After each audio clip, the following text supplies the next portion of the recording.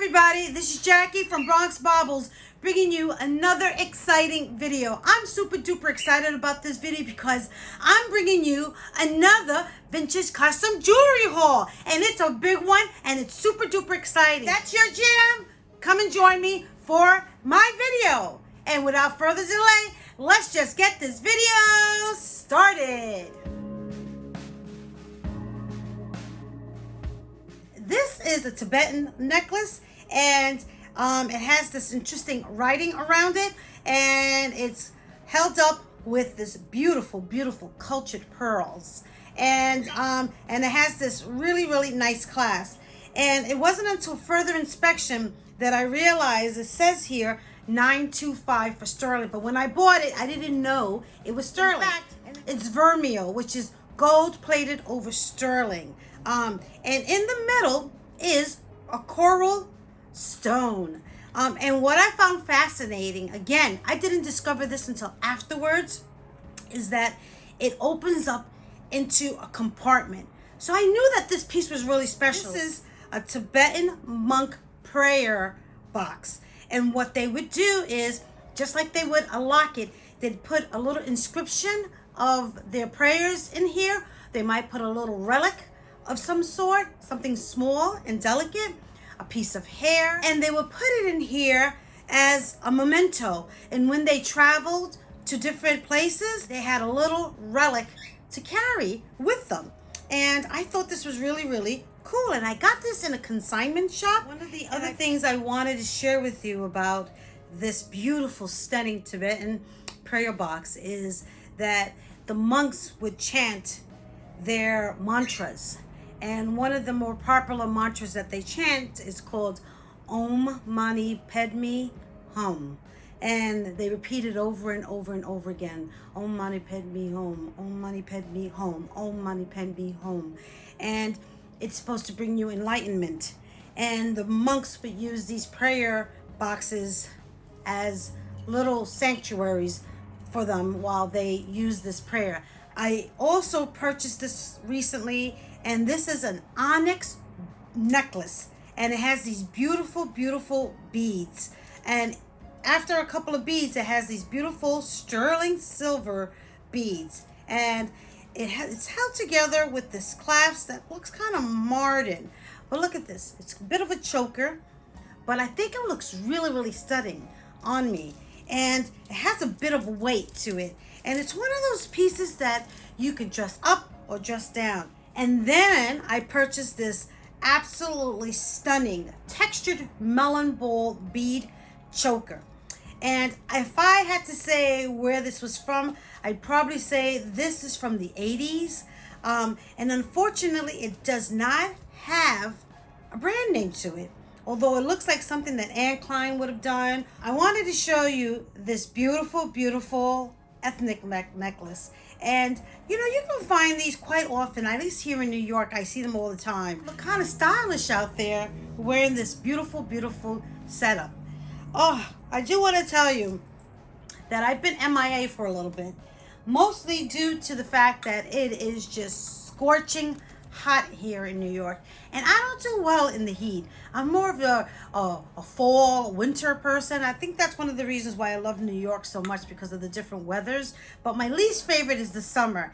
And when it's hot out, I kind of tend to slow down a little bit, slow down my videos, and I gotta make up for that. So I want to show you these two really cool mod bracelets. This one is, I bought it because it was that nice thick chunky. I don't think it's lucite. It might be resin. That's what I would probably peg this.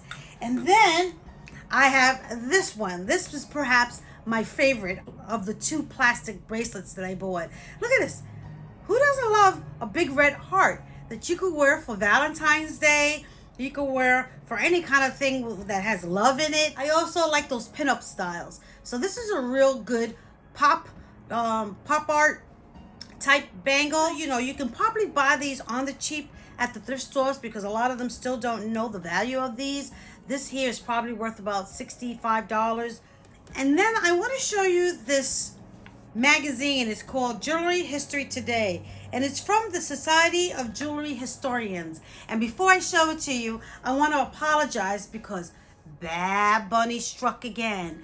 Every time I'm reading one of these magazines or books, I can't put it down, because if I do, she goes to town on it, like she did right here, and ruin this magazine. And I wanted to share it with you because I joined the Society of Jewelry Historians. This is a British organization, and they do lectures and they have events that they do.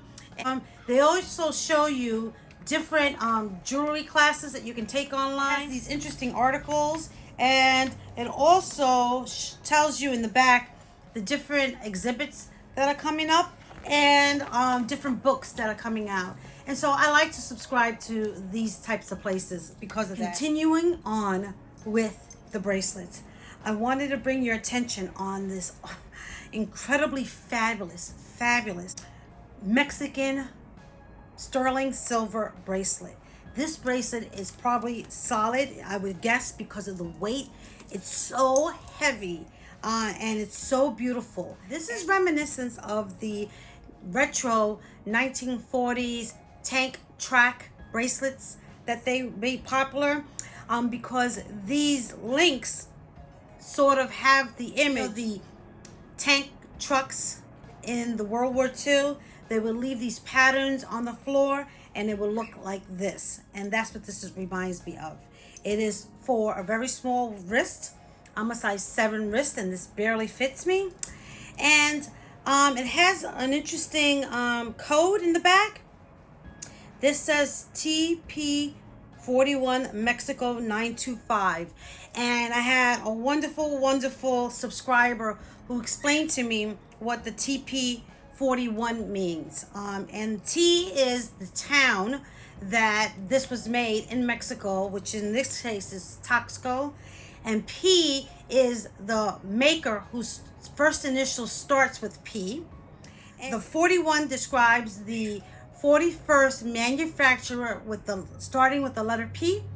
And so you can look it up in this book, which I have the book and I can't seem to find it. It's such a small little tiny book like this. Not all of the manufacturers are in that book, because a lot of the documents were lost apparently. It's really important to know who the manufacturers are on these pieces, because some manufacturers, like the Antonio Pineda as an example, I just did a video with the beautiful Mexican warrior earrings. Gorgeous.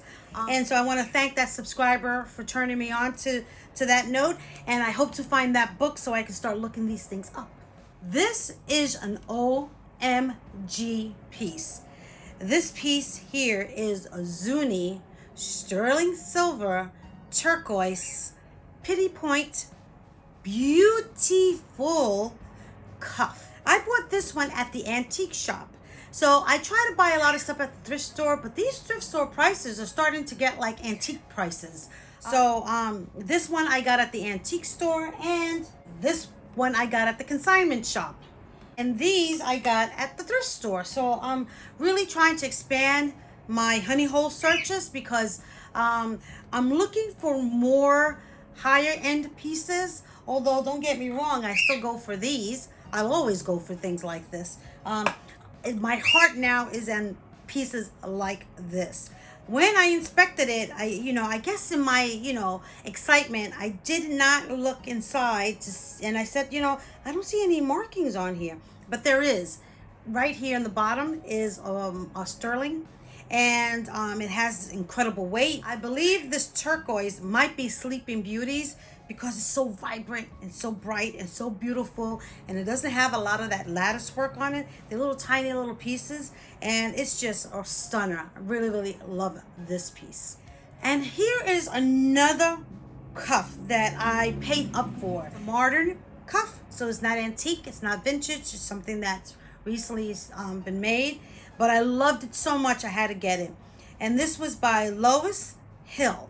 And this is a sterling 925 piece, and if you can feel how heavy, how much sterling is in this, it's incredible. And it has this just beautiful, beautiful scroll work. I don't know how they did this pattern because it's not repoussé, it's not chased, it's not pierced.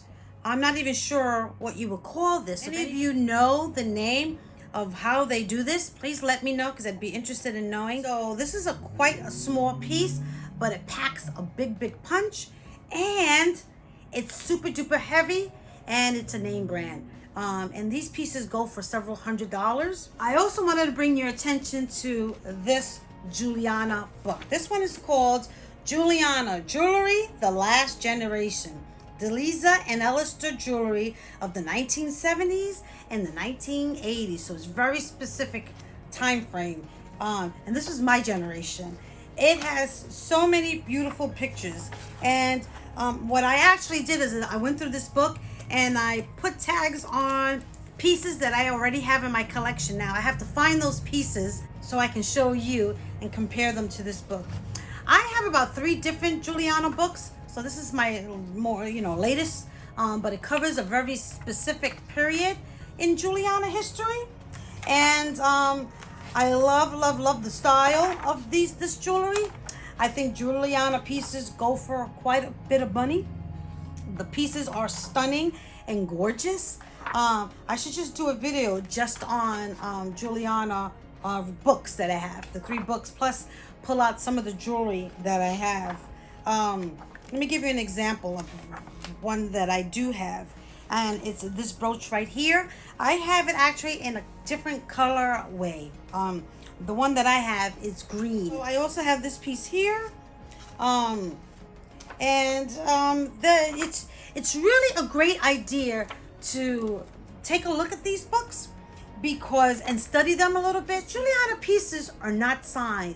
They came with paper tags. And so you're not going to see a piece called Juliana. You just have to know that it is Juliana. So you can either go into this book. There's also a fascinating website called Is It Juliana? What I love so much about that website is that while you're out in the wild, you can actually pick up a piece and either identify it through the shape, the stone, the construction.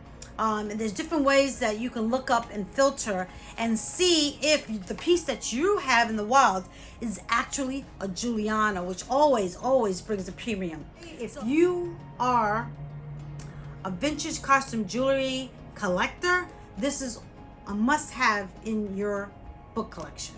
So that's my book review. So I also got these 2 necklaces that are in this box at the antique store.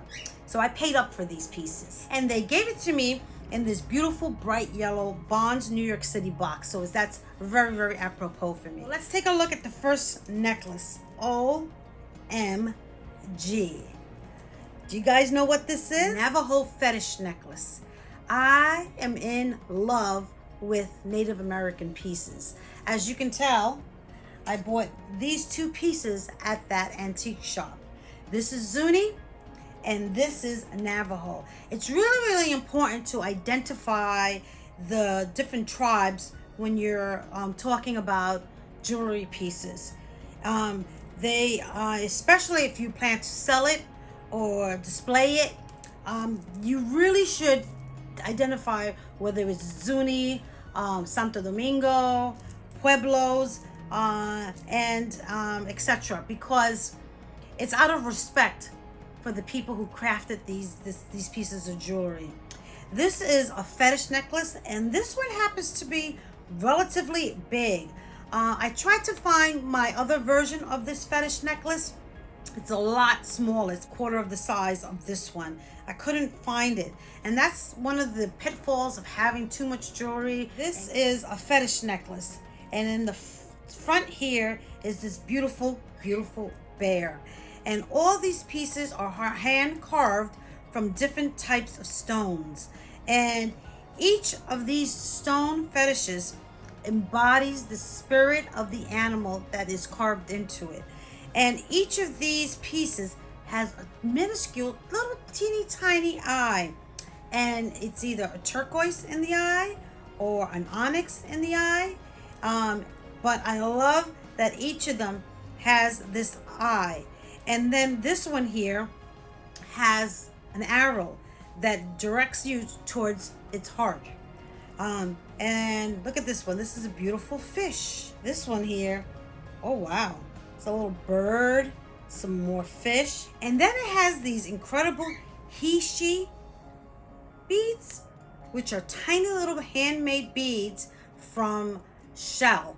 And then it has this beautiful, beautiful sterling silver hooking and clasp. And if you see jewelry with this type of clasp, you probably more than likely have a Native American piece. And look how it looks. I think actually it goes really, really well with what I'm wearing right now.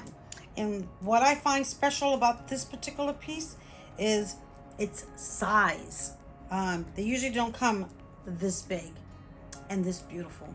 So I'm really, really happy about this piece here. This incredible Turkish Enamel Set. And this set comes with the matching earrings. And it has this beautiful, beautiful like chain that dangles and that mimics the chains that are on here. And each station is beautifully done. These are gold over sterling silver, and in the middle here are 3 plates that have blue and green. Blue and green are very symbolic of the heavens and the earth. This is a really gorgeous piece. It is marked, it's hallmarked, and it has this unique clasp that goes up like this, and then you place that in the middle and you bring this clasp down, and that's how it clasps with this beautiful, beautiful enamel. And this piece right here goes for over $1,000. So there is a bracelet to this, so maybe one day I can satisfy my complete set syndrome and buy the bracelet. And then I have this really, really amazing person. Her name is Patty, and Patty sent me a beautiful package. So I'm gonna do an unboxing.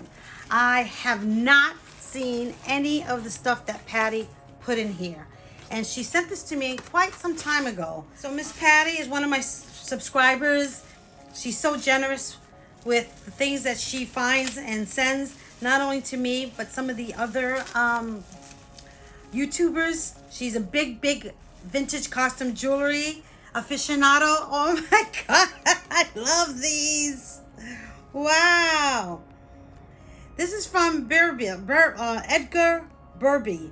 I think that's how you pronounce his name. It's marked in the back. Look at this. Oh my gosh, I love it. I'm looking at the mirror over there. Isn't this gorgeous? Totally 80s. These are super duper in style right now. They are so beautiful. She also sent me these stunning Napier earrings. These Napier earrings is probably in the book. I have to look them up. If I had to guess, I would say that these Napier earrings are from the 80s. She also sent me these fabulous black and beige earrings. Again, I would say these were totally 80s. I think they look good with what I'm wearing right now, actually. Look at this. A Monet, and it comes with its card. It still has its original card, and the price for this, and I'm gonna guess this is 80s too, is $18. That's what the price of this brooch cost back in the 80s. That's quite a bit of money, even for today, I would say. Really, really stunning pieces. I remember these being sold at the Macy's and the Lord & Taylor in Manhattan.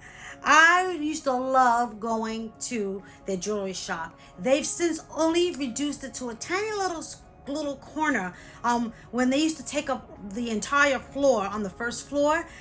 So those were the good old days. Thank you, Patty, for unlocking that memory. Wow, those were the good old days. And this is a fabulous piece that can be worn today, tonight, tomorrow, any day, anytime. Gorgeous, gorgeous piece. And OMG, wow. Look at this stunning rosary. So beautiful. Wow. This part looks sterling. And it has a tiny little crown over here. And these beads look like Murano beads. I bet you this was probably purchased in Italy. I have a lot of statues in my house, and I like to put these things around the statue. So I'm going to find a really, really nice statue that I have that doesn't have jewelry. All my statues, I try to buy them or make them jewelry, and some don't have it because I haven't found the right piece. So I know that this is going to go to one of my statues. Oh, look at this. She sent me this from the Philadelphia Museum of Art. Look at this. Look at this. It's a beautiful, beautiful bookmark for my fabulous books that I'm reading.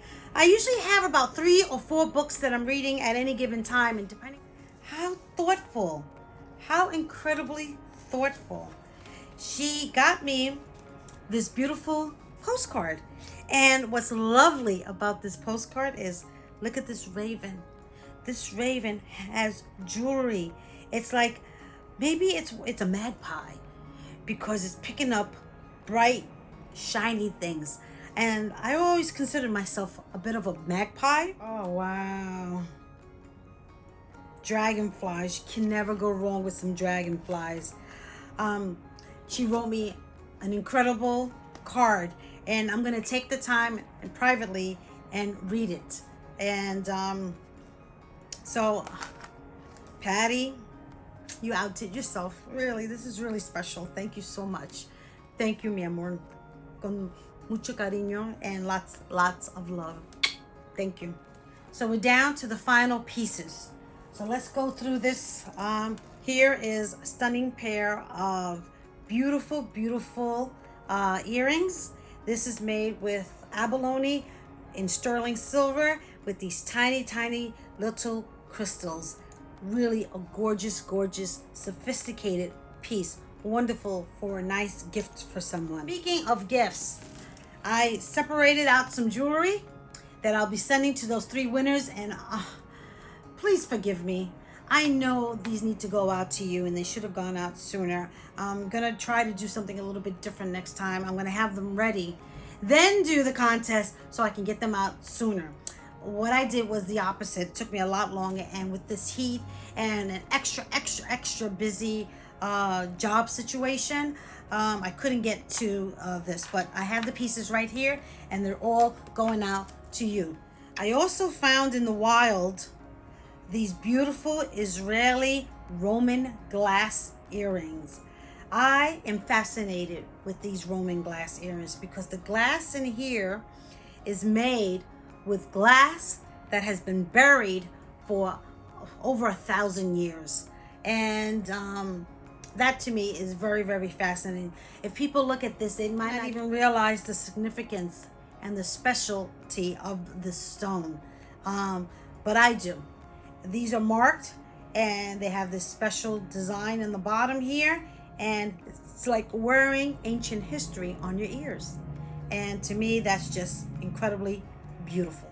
Then I found these earrings right here. These are just stunning.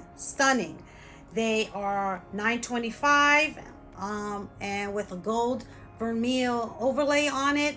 The stones, I don't know what type of stones these are. They almost have like a London blue look to it, like a muddy gray blue. I don't know a whole lot about Georgian jewelry. It's one of the areas of jewelry that I'm interested in looking into. I recently bought a book. I haven't received it yet. And that's what this earrings look like and remind me of a Georgian period. What I think Georgian period jewelry looks like. I'm gonna wear them for the rest of this video. Oh my goodness. Yes, I like them. I like them. I like them a lot. I like it a lot. All right, for the final 2 pieces, I got these on 2 separate days. A few years back, probably the year 2000s, I was obsessed with diachroic glass jewelry. And I was starting to obsess over these pieces. I thought that they were magical, mystical. They have like this really like incredible look to them. Every time I look at them, they remind me of the universe, what the universe looks like out there. And here is, and there's no two pieces alike, including this set here. This is a little bit bigger than this. It's sterling silver. It's made by a company called Autumn, and it's favored more on the golden side with this beautiful, with like overlay of iridescent blue, and it has like this little piece of glass that's here, almost like Murano glass. And then I have this piece right here. This is a gorgeous necklace. Look how big it is. This is one of the biggest diachroic necklaces that I see, this one single piece. And the coloration on here is blues and purples and oranges and iridescent, and it's just phenomenal. And I think that even though the colorway is different on both of these pieces, I think you could wear them together because it all has that diachroic glass. A lot of these pieces are made in Italy, and this piece here is by a company called Stour, and the clasp has Italy 925 on it. What I love the most about this piece is this dog tooth setting. Makes it even that much more special, and I really truly like these. These are really nice. So my friends, this is it. Hope you really enjoy this. Let me know which one of these pieces is your favorite. And let's see, for me, of course, it would be this Fetish necklace and the Zuni bracelet. And oh my gosh, I probably also like this, the idea of the Om Mani Padme Om Prayer Box Tibetan necklace. I think these won't be my favorite, although so are the diachroic pieces. I also like this Lois Hill, gorgeous size. I wish it was a little bit bigger to fit my wrist. I love these earrings, and I love it all. And I love the way this looks on. If you saw this on, oh my gosh, so beautiful. So this is an idea of what it looks like on.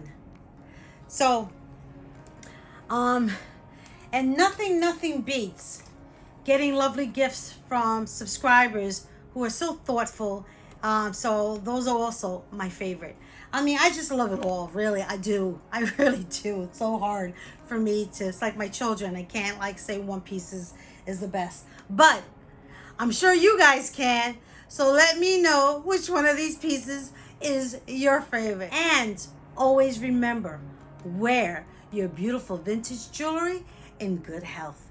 And with that, bye.